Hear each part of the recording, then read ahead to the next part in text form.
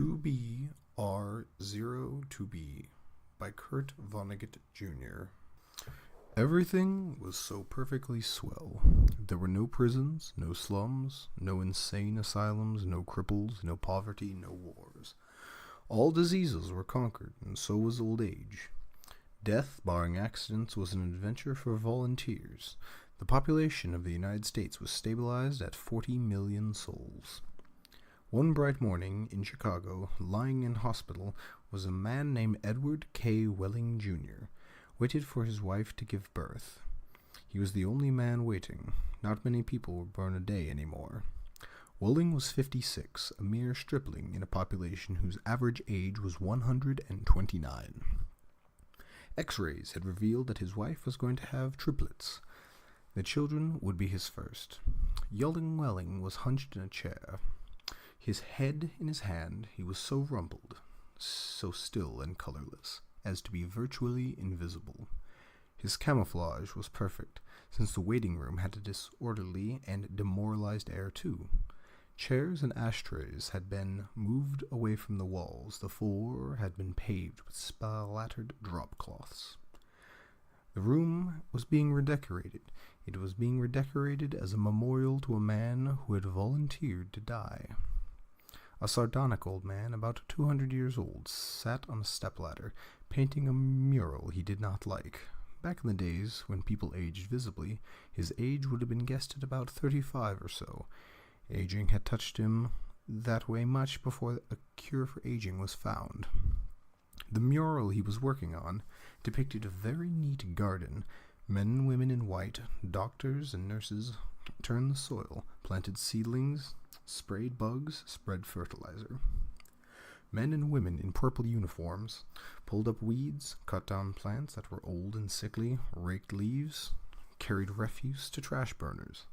Never, never, never, not even in medieval Holland nor old Japan, had a garden been more formal, had been better tended. Every plant had all the loam, light, water, air, and nourishment it could use.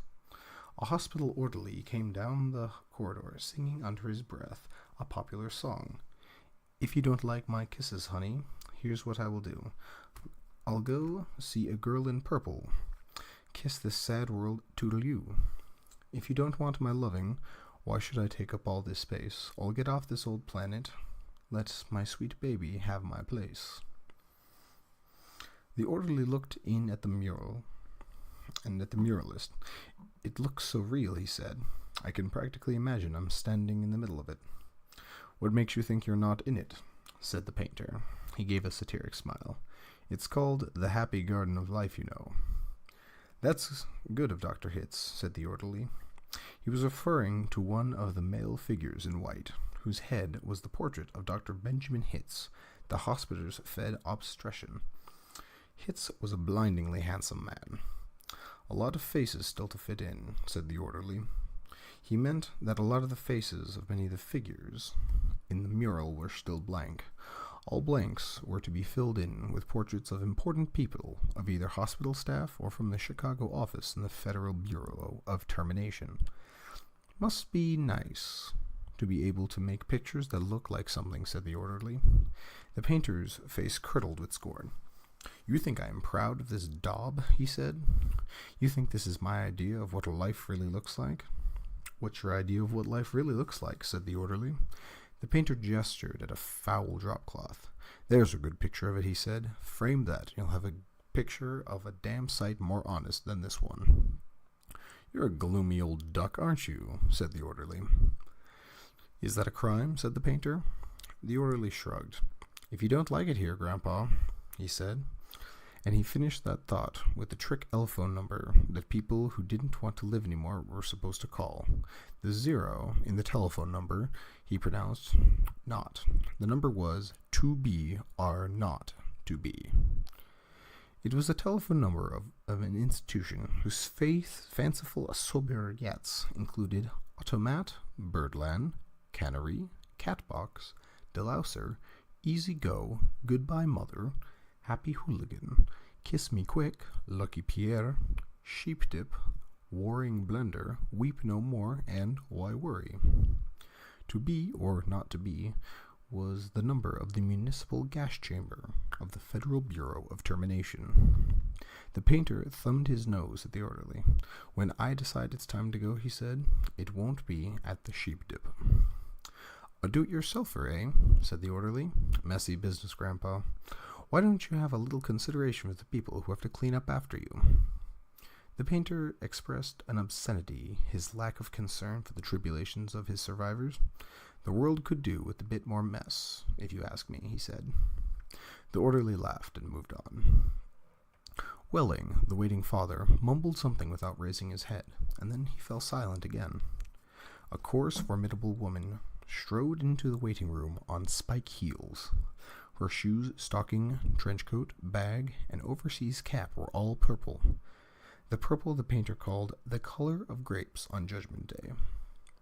The medallion on her purple musette bag was the seal of the service of the Federal Bureau of Termination, an eagle perched on a turnstile.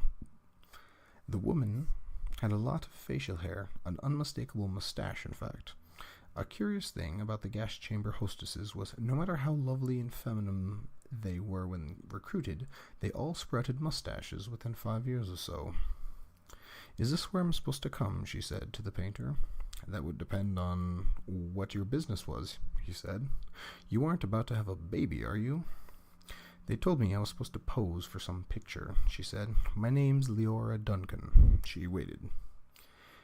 "And you dunk people?" he said. "What?" she said. "Skip it," he said. "That sure is a beautiful picture," she said. "Looks a lot like heaven or something." "Or something," said the painter. He took a list of names from the smock pocket. "Duncan, Duncan, Duncan," he said, scanning the list. "Yes, here you are. You're entitled to be immortalized. See any faceless body here you'd like me to stick your head on? We've got a few choices left." She studied the mural bleakly. "Gee," she said, "they're all the same to me. I don't know anything about art." "A body's a body, eh?" he said. "Alrighty. As a master of fine art, I recommend this body here." He indicated a faceless figure of a woman who was carrying dried stalks to a trash burner. "Well," said Leora Duncan, "that's more of a disposal people, isn't it? I mean, I'm in service. I don't do any disposing."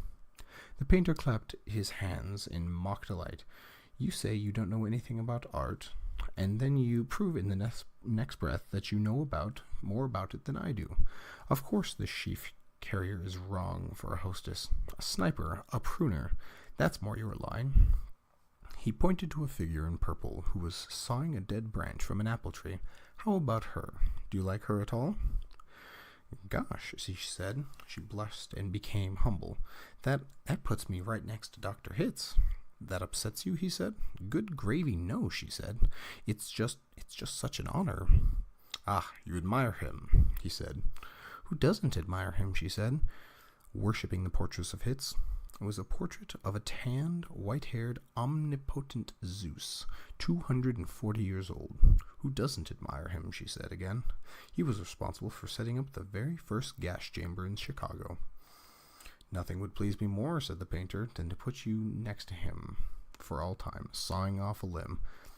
That strikes you as appropriate?" "That is kind of like what I do," she said. She was demure about what she did. What she did was make people comfortable while she killed them. And while Leora Duncan was posing for her portrait, into the waiting room bounded Dr. Hitz himself. He was 7 feet tall, and he boomed with importance, accomplishments, and the joy of living. "Well, Miss Duncan, he said, and he made a joke. "What are you doing here?" he said. "This isn't where people leave, this is where they come in." "We're going to be in the same picture together," she said shyly. "Good," said Dr. Hitz heartily. "And say, isn't that some picture?" "I sure am honored to be in it with you," she said. "Let me tell you," he said, "I'm honored to be in it with you. Without women like you, this wonderful world we've got wouldn't be possible." He saluted her, moved towards the door that had led to the delivery room. "Guess what was just born?" he said. "I can't," she said. "Triplets," he said. "Triplets," she said. She was exclaiming over the legal implications of triplets. The law said no newborn child could survive unless the parents of the child could find someone who would volunteer to die. Triplets, if they were all to live, called for 3 volunteers. Do the parents have volunteers? Said Leora Duncan. Last I heard, said Dr. Hitz, they had 1 and were trying to scrape up another 2. I don't think they made it, she said. Nobody made 3 appointments with us. Nothing but singles going through the door today, unless somebody called in after I left. What's the name? Welling, said the waiting father, sitting up red-eyed and frowsy. Edward K. Welling, Jr. is the name of the happy father-to-be. He raised his right hand, looked at the spot on the wall, and gave a hoarsely wretched chuckle. Presently, he said. Oh, Mr. Welling, said Dr. Hitz, I didn't see you. Invisible man, said Welling. They just phoned me that the triplets have been born, said Dr. Hitz. They're all fine, and so is the mother. I'm on my way to see them now. Hooray, said Welling emptily. You don't sound very happy, said Dr. Hitz. What man in my shoes wouldn't be happy, said Welling. He gestured with his hands to simplify carefree simplicity. All I have to do is pick out which one of the triplets is going to live, then deliver my maternal grandfather to the happy hooligan, and come back here with a receipt. Dr. Hitz became rather severe with Welling, towered over him. You don't believe in population control, Mr. Welling, he said. I think it's perfectly keen, said Welling tautly. Would you like to go back to the good old days when the population of Earth was 20 billion, about to become 40 million, then 80 billion, then 160 billion? Do you know what a droplet is, Mr. Welling, said Hitz. Nope, said Welling sulkily. A droplet, Mr. Welling, is one of the little knobs, one of the little poppy grains on a blackberry, said Dr. Hitz. Without population control, human beings would be packed on the surface of this planet like droplets on a blackberry. Just think of it. Welling continued to stare on the same spot on the wall. In the year 2000, said Dr. Hitz, before scientists stepped up and laid down the law, there wasn't even enough drinking water to go around, and nothing to eat but seaweed, and people still insisted their right to reproduce like jackrabbits, and their right, if possible, to live forever. I want those kids, said Welling quietly. I want all 3 of them. Of course you do, said Dr. Hitz. That's only human. And I don't want my grandfather to die either, said Welling. Nobody's really happy about taking a close relative to the cat box, said Dr. Hitz gently, sympathetically. I wish people wouldn't call it that, said Leora Duncan. What? Said Dr. Hitz. I wish people wouldn't call it the cat box.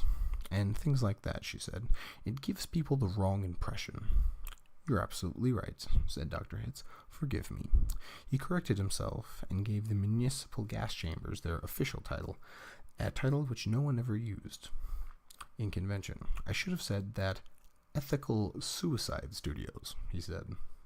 That sounds so much better, said Leora Duncan. This child of yours, whichever one you decide to keep, Mr. Welling, said Dr. Hitz, is he or she going to live on a happy, roomy, clean, rich planet thanks to population control, in a garden like that mural there? He shook his head. 2 centuries ago, when I was a young man, it was a hell that nobody thought could last another 20 years. Now, centuries of peace, and plenty stretch before us as far as the imagination cares to travel. He smiled luminously. The smile faded as he saw that Welling had just drawn a revolver. Welling shot Dr. Hitz dead. There's room for 1, a great big one, he said. And then he shot Leora Duncan. It's only death, he said, to where she fell. There, room for 2. And then he shot himself, making room for all 3 of his children. Nobody came running. Nobody seemingly heard the shots. The painter sat on top of his stepladder, looking down at the reflectively on the sorry scene. The painter pondered the mournful puzzle of life, demanding to be born, and once born, demanding to be fruitful, to multiply, and live as long as possible, to do all that on a very small planet that would have to last forever. All of the answers that the painter could think of were grim, even grimmer surely than a cat box, a happy hooligan, an easy go. He thought of war, he thought of plague, and he thought of starvation. He knew that he would never paint again. He let his paintbrush fall to the drop cloths below, and then he decided that he had had enough of life in the happy garden of life too. And he came slowly down from the ladder. He took Welling's pistol, really intending to shoot himself, but he didn't have the nerve. And then he saw the telephone booth in the corner of the room. He went to it, dialed the well-remembered number. To be or not to be. Federal Bureau of Termination, said the warm voice of the hostess. How soon could I get an appointment, he said, speaking very carefully. We could probably fit you in late this afternoon, sir, she said. It might be even earlier if we get a cancellation. All right, said the painter. Fit me in, if you please. And he gave her his name, spelling it out. Thank you, sir, said the hostess. Your city thanks you, your country thanks you, your planet thanks you. But the deepest thanks of all is from future generations.